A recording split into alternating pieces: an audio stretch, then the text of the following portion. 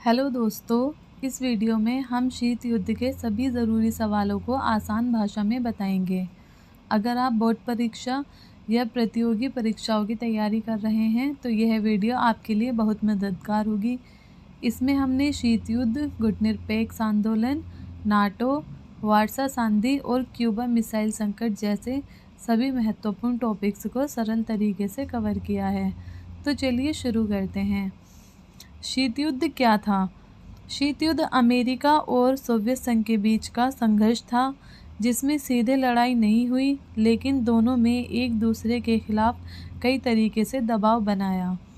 तो दोस्तों, आप इसे ऐसा दौर मान सकते हैं जिसमें दो सुपर पावर अमेरिका और सोवियत संघ आपस में सीधा युद्ध नहीं लड़ते थे, लेकिन एक दूसरे को हराने की कोशिश करते थे। इसे ठंडा युद्ध यानी कि शीत युद्ध इसलिए कहा गया क्योंकि इसमें बंदूकें नहीं चली, लेकिन दबाव और डर का माहौल बना रहा। नेक्स्ट है, गुटनिरपेक्ष आंदोलन क्या है? यह ऐसा आंदोलन था जिसमें देश ना तो अमेरिका के साथ गए और ना सोवियत संघ के साथ। भारत ने भी इसी रास्ते को चुना। गुटनिरपेक्ष आंदोलन का मतलब है कि कुछ देश ऐसे किसी भी गुट में शामिल नहीं हुए। भारत ने यह फैसला इसलिए लिया ताकि हम किसी की ओर झुकने के बजाय अपनी आज़ादी और विकास पर ध्यान दे सकें। नेक्स्ट है, नाटो क्या है? यह 1949 में बना अमेरिका और उसके सहयोगियों का एक सैन्य समूह है जिसका उद्देश्य अपनी रक्षा करना था। तो दोस्तों, नाटो का मतलब है कि अमेरिका और उसके दोस्त देश एक साथ मिलकर यह तय करते हैं कि अगर किसी एक पर हमला हुआ तो सभी मिलकर जवाब देंगे। यह एक तरह से सुरक्षा का नेटवर्क था। नेक्स्ट है, वारसा संधि क्या थी? यह 1955 में सोवियत संघ और उसके साथी देशों का सैन्य गठबंधन था जो नाटो का जवाब था। यानी कि यह संधि नाटो का जवाब था। सोवियत संघ ने अपने समर्थक देशों के साथ मिलकर यह तय किया कि वे एक दूसरे की सुरक्षा के लिए खड़े रहेंगे। यह दोनों गुटों के बीच तनाव बढ़ाने वाला कदम था। नेक्स्ट है, क्यूबा मिसाइल संकट क्या था? 1962 में सोवियत संघ ने क्यूबा में मिसाइलें रख दी थी, जिससे अमेरिका और सोवियत संघ के बीच परमाणु युद्ध का खतरा पैदा हो गया था। आप इसे एक परमाणु संघर्ष के करीब लाने वाली घटना कह सकते हैं। सोवियत संघ ने क्यूबा में मिसाइलें तैनात कर दी, जिससे अमेरिका नाराज़ हो गया। अगर समय रहते समझौता नहीं होता तो दुनिया परमाणु युद्ध में फंस जाती। नेक्स्ट है, भारत ने गुटनिरपेक्ष नीति क्यों अपनाई? भारत ने किसी भी गुट में शामिल न होकर शांति से अपने विकास पर ध्यान देने के लिए यह नीति अपनाई। तो दोस्तों, भारत ने सोचा कि अगर हम किसी एक गुट का हिस्सा बनते हैं तो हमें दूसरे गुट से दुश्मनी मोल लेनी पड़ेगी। इसलिए हमने तय किया कि हम शांति से विकास करेंगे और अपनी स्वतंत्रता बनाए रखेंगे।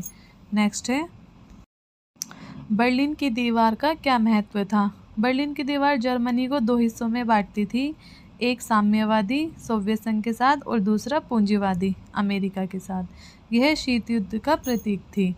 यानी कि बर्लिन की दीवार सिर्फ ईंट और पत्थर की दीवार नहीं थी, बल्कि यह पूंजीवादी और साम्यवादी विचारधाराओं के बीच का बंटवारा दिखाती थी। यह दीवार दोनों विचारधाराओं के टकराव का प्रतीक बन गई थी। तो दोस्तों, बर्लिन की दीवार जर्मनी को दो हिस्सों में बांटती थी, एक साम्यवादी और दूसरा पूंजीवादी।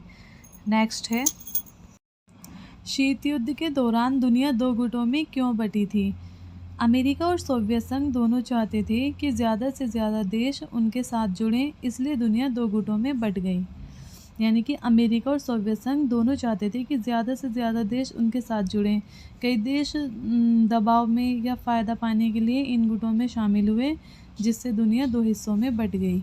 नेक्स्ट है, शीत युद्ध कब खत्म हुआ? इसका आंसर है 1991 में सोवियत संघ के टूटने के बाद शीत युद्ध खत्म हो गया। यानी कि 1991 में सोवियत संघ का विघटन हुआ। वह कई छोटे छोटे देशों में बट गया। इससे साम्यवाद कमज़ोर पड़ गया और शीत युद्ध खत्म हो गया।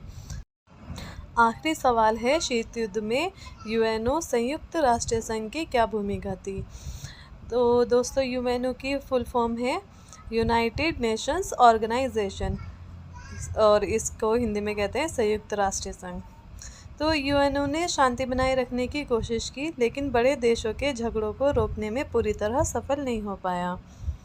यूएनओ का मकसद था शांति बनाए रखना, लेकिन शीत युद्ध के दौरान अमेरिका और सोवियत संघ अक्सर इसका इस्तेमाल अपने फ़ायदे के लिए करते थे। इसलिए यूएनओ शांति बनाए रखने में पूरी तरह सफल नहीं हो पाया। अगर आपको ये वीडियो पसंद आई हो तो इसे लाइक और शेयर ज़रूर करें, ताकि ये जानकारी और भी लोगों तक पहुंच सके। कमेंट करके बताएं कि वीडियो में कौन सा सवाल सबसे ज़्यादा मददगार लगा, और अगर आपका कोई सवाल रह गया हो तो वो भी आप ज़रूर पूछें।